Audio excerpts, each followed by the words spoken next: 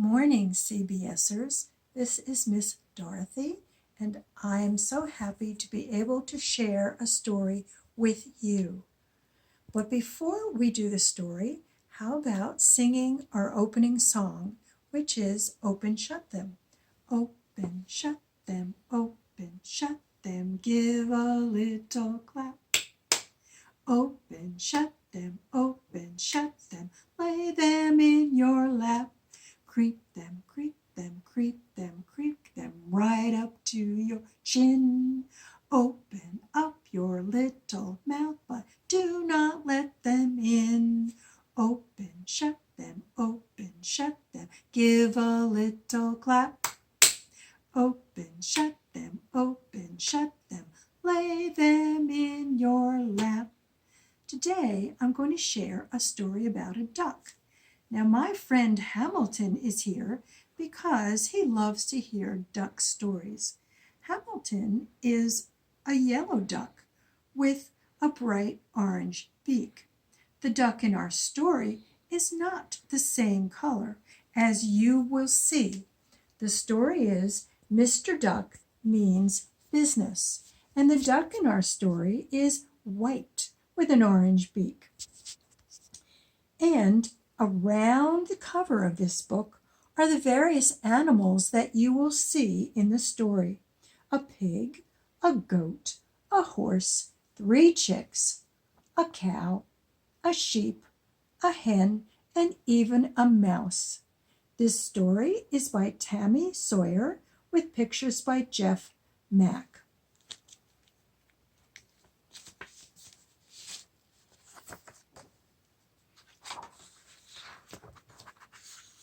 The title page has Mr. Duck standing next to a can of paint, and he's holding a paint brush. He doesn't look very happy.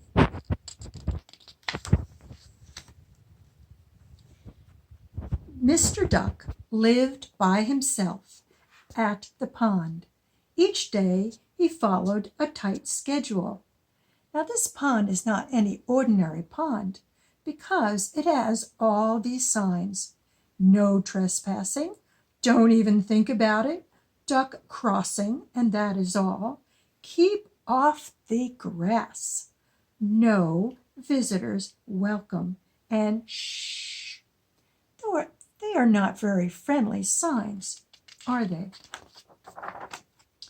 From 6 in the morning until 7, he would stretch his wings. From 7 until 8, he would fluff his feathers.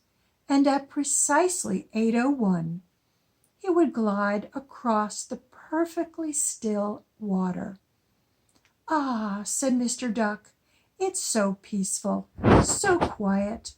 I have everything I need." Now here he is, enjoying his pond, with the sign, "No visitors welcome."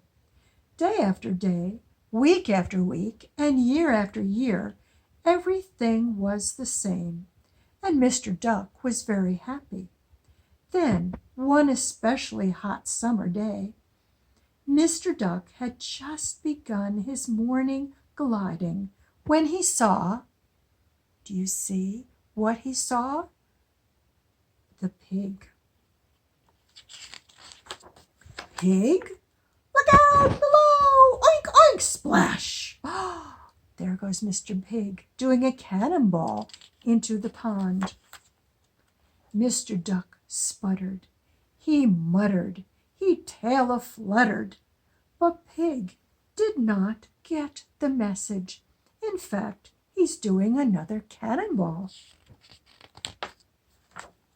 Mr. Duck was all set to give Pig a strongly worded speech regarding private property when, "Well, there you are," said Cow. "Let's see your moves," called Pig. "Jump in. You don't mind, do you?" "Mr. Duck," said Cow as she plowed past. "Moo, moo, splash." Mr. Duck grumbled. He mumbled. He flip-flop fumbled. But pig and cow did not get the message. In fact, they are doing water ballet in Mr. Duck's pond. Mr. Duck was all set to tell them what's what when, "Hey," said Goat, "we've been looking all over for you. Anyone up for a game of Marco Polo?" called Pig. "Last one in is a rotten pig, is a rotten egg," cheeped a chick. "Come on, Mr. Duck," said Cow, "you're it." And there are all the animals going on to the dock and jumping into Duck's pond. The water got wild, the scenery got crowded, and the peace and quiet, it was gone. Look at the animals. The horse even has a mouse on his boogie board with the pig and the goat and the sheep and the chicks and the cow all jumping into the pond. Mr. Duck tapped. He flapped. He totally snapped. Quack! And somebody got the message. "Perhaps we've overstayed our welcome," said Chick. "Oh," said the other animals. "Out, out, out of my pond!" cried Mr. Duck. "This time I mean business." "So sorry. My apologies." "Goodbye for good," said Mr. Duck. "Sorry to have bothered you," said Chick. "Thanks for letting us swim in your pond."